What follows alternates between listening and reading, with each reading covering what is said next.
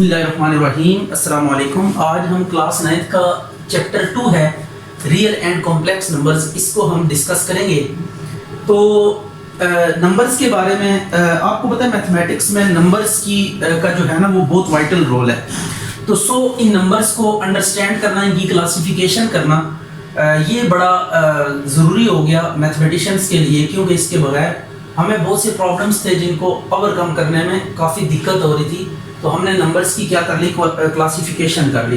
तो after the classifications of the numbers आपके पास जो कैलकुलेशन है, कंप्यूटेशन है, वो काफ़ी इजी होगी और हमने बहुत सारे रिजल्ट ऑब्टेन कर लिए on these numbers.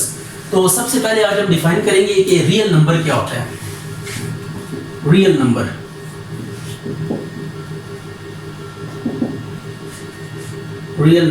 any number whose square is non-negative,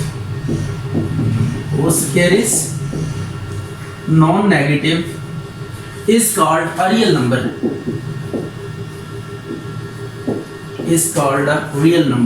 आप देखें हमें ये डेफिनेशन बेसिकली एक टूल प्रोवाइड कर रही है कि हम किस तरीके से किसी नंबर को चेक कर सकते हैं कि ये नंबर रियल है कि नहीं है।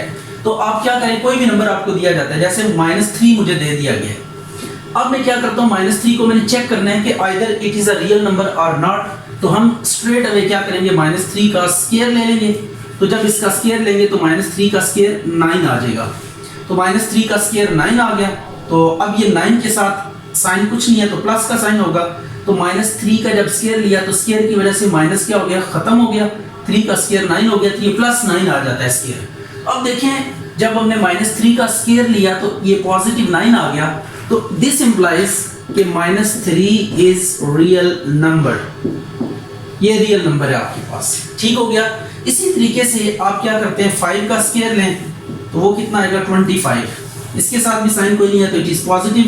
तो दिस इंप्लाइज 5 का हमने स्क्वायर लिया, वो पॉजिटिव आ गया, तो 5 इज रियल नंबर।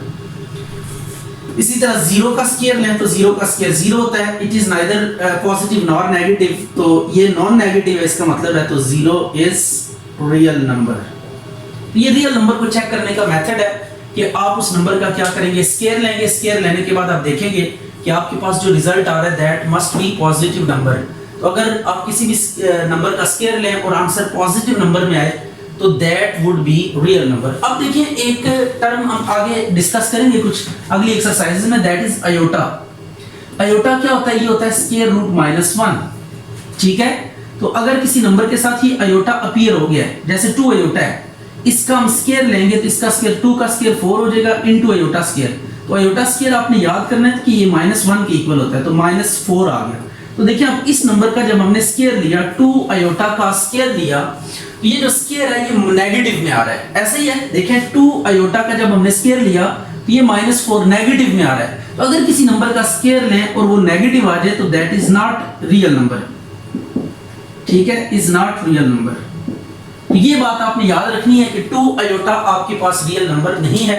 अयोटा भी एक नंबर्स की दुनिया का एक नंबर है, इमेजिनेशंस है, इमेजिनरी नंबर है, जिसको मान के हमने पूरी एक फील्ड ऑफ मैथमेटिक्स डिफाइन की है, दैट इज कॉम्प्लेक्स एनालिसिस। तो ये अयोटा जिन नंबर्स में अपीयर होता है उन नंबर्स को हम क्या कहते हैं, कॉम्प्लेक्स नंबर्स कहते हैं।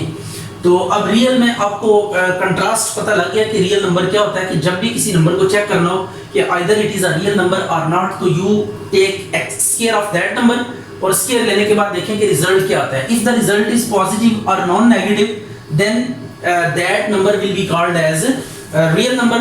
अगर आप स्क्वायर लें और आंसर नेगेटिव में आ जाए, जस्ट लाइक ओवर हियर कि आपने स्क्वायर लिया तो माइनस में आंसर आ गया, तो ये जो नंबर होगा जिसका आपने स्क्वायर लिया है इट नॉट बी और real number.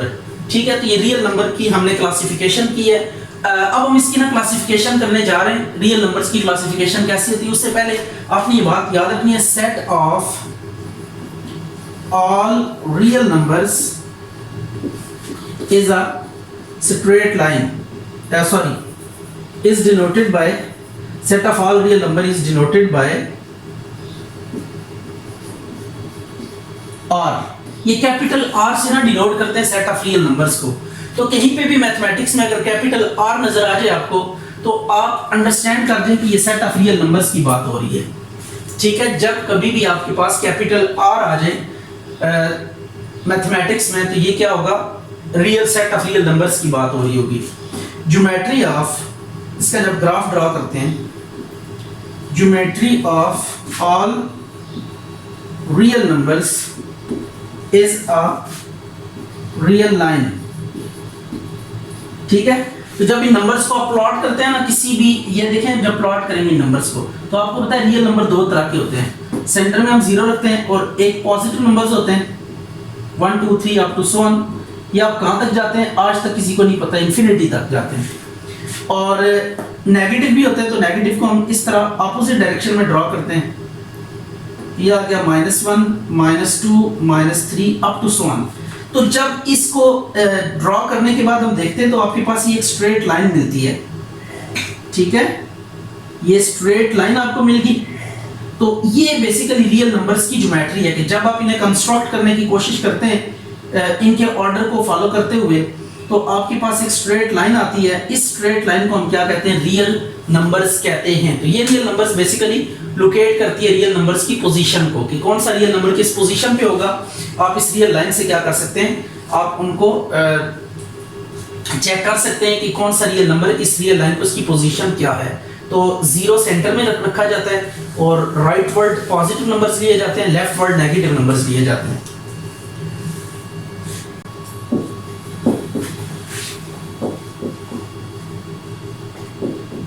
Types of real numbers.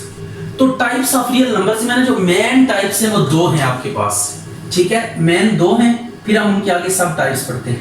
एक है रैशनल नंबर्स और सेकंड है आपके पास इर्रेशनल नंबर्स। इर्रेशनल नंबर्स, तो सबसे पहले हम डिफाइन करते हैं कि रैशनल नंबर्स कैसे होते हैं और क्या होते हैं। तो रैशनल नंबर्स आपके पास ऐसे नंबर्स को कहते हैं a number which can be written in the form p by q where pq belongs to integers and q is not equal to 0 is called a rational number.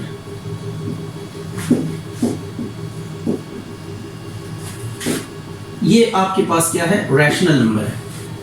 तो ऐसे तमाम numbers जो p bye q की form में express किए जा सकें, और p और q पे कंडीशन है कि ये इंटीजर्स होने चाहिए और q 0 नहीं हो सकता, ये डिनोमिनेटर वाली टर्म जो है वो 0 नहीं होनी चाहिए।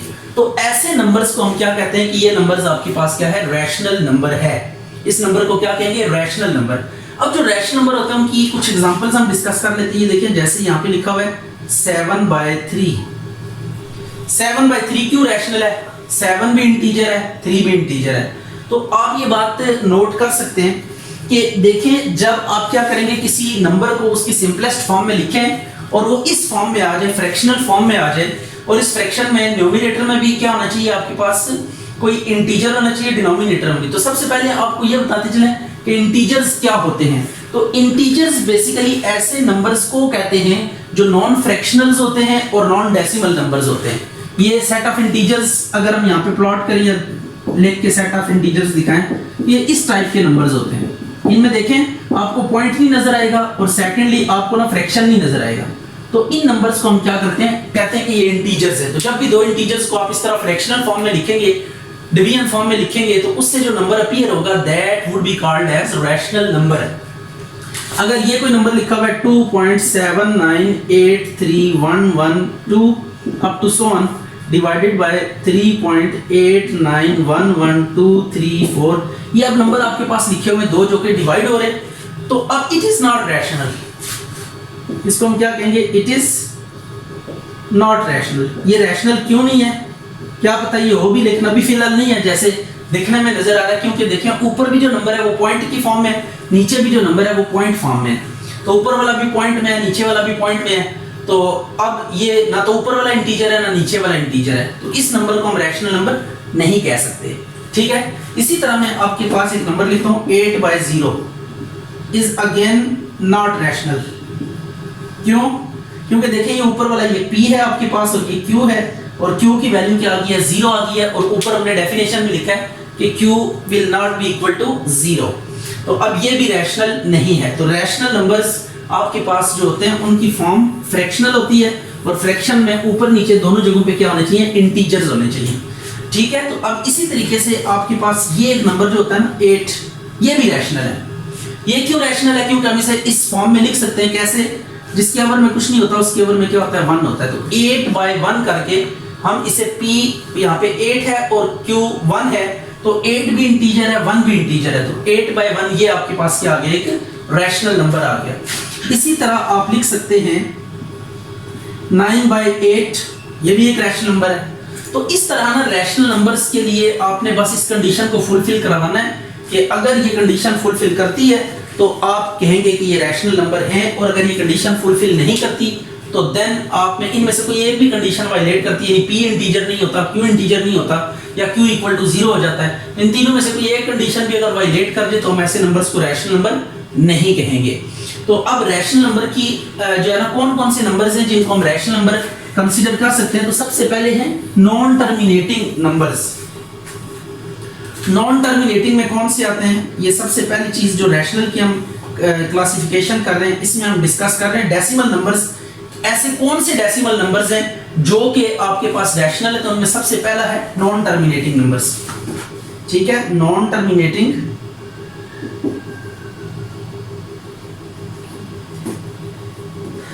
टर्मिनेटिंग नंबर्स और रैशनल। ठीक है, इसमें क्या होता है, इन नंबर्स में होता ही है कि जैसे ये 3.212, इस नंबर में पॉइंट के बाद अगर आप नोट करें तो डिजिट्स की जो तादाद है वो फाइनाइट है। ठीक है, नंबर ऑफ डिजिट्स जो पॉइंट के बाद आ रहे हैं वो फाइनाइट नंबर ऑफ डिजिट्स हैं, 1 2 3 डिजिट्स आ रहे हैं। तो मीन पॉइंट के बाद अगर डिजिट्स की का नंबर फाइनाइट हो जाए, फाइनाइट नंबर ऑफ डिजिट्स आए अगर पॉइंट के बाद, तो ऐसे नंबर्स को क्या कहते हैं, टर्मिनेटिंग नंबर्स कहते हैं। Sorry, these are called terminating numbers. ये टर्मिनेटिंग नंबर है, इसको आपने याद रखना है, टर्मिनेटिंग नंबर। तो terminating numbers are rational numbers. क्यों रैशनल? तो टर्मिनेटिंग कौन से होते हैं, इनके पॉइंट के बाद फाइनाइट नंबर ऑफ डिजिट्स आए। ठीक है, तो ये आपके पास टर्मिनेटिंग है। इसी तरह 7.8 ये टर्मिनेटिंग है, 8.921 ये टर्मिनेटिंग है। इसी तरीके से आप बहुत सारे लिख सकते हैं, जो भी फाइनाइट नंबर ऑफ डिजिट्स होंगे 1 2 3 ये भी आपके पास टर्मिनेटिंग है। तो these are all terminating numbers. ठीक है, इसके बाद हम बात करते हैं नॉन टर्मिनेटिंग। नॉन टर्मिनेटिंग क्या होते हैं? नॉन टर्मिनेटिंग आपके पास ऐसे नंबर्स को कहते हैं, ठीक है, like this 3.222 up to so on, 7.999 up to so on, 3.123444798111871 ये आपके पास ना up to so on. Infinitely ये नंबर क्या हो रहा है, प्रोसीड कर रहा है इनडेफिनेटली। ये पॉइंट के बाद जो डिजिट्स की तादाद है वो इनफाइनाइट है। तो अगर ऐसे नंबर्स आपको नजर आ जाए कि जिनमें पॉइंट के बाद डिजिट्स की तादाद फाइनाइट इनफाइनाइट हो, तो उन नंबर्स को हम क्या कहते हैं, नॉन टर्मिनेटिंग नंबर्स कहते हैं। ठीक हो गया, ये आ गया non terminating numbers. Non terminating numbers के आगे फर्दर दो टाइप्स हैं। नॉन टर्मिनेटिंग नंबर्स को हम दो तरीकों से क्या करते हैं जी, क्लासिफाई करते हैं। तो अब वो दो कौन कौन से मेथड्स हैं, इनको हम वन बाय वन डिस्कस कर लेते हैं। तो सबसे पहली चीज जो आपने याद रखनी है, नॉन टर्मिनेटिंग की आगे दो टाइप्स हैं, मैं दोनों को वन बाय वन डिस्कस करता हूँ। तो ये आपने ज़हन में रखना है कि नॉन टर्मिनेटिंग नंबर क्या होता है, और फिर उसकी टाइप्स को आपने याद करना है कि इसकी कौन कौन सी टाइप्स हैं। तो ये आपके पास है नॉन टर्मिनेटिंग नंबर्स। तो सबसे पहले हमने कहा रैशनल नंबर क्या होता है, जो p ओवर q की फॉर्म में लिखा जा सके, p भी इंटीजर q भी integer, q is not equal to 0। फिर हमने बात की टर्मिनेटिंग की कि जिसमें पॉइंट के बाद जो डिजिट्स की तादाद आ रही है वो फाइनाइट है। तो अगर फाइनाइट नंबर ऑफ डिजिट्स आते हैं एट डेसिमल प्लेस, तो उन नंबर्स को हम क्या कहते हैं, टर्मिनेटिंग नंबर्स कहते हैं।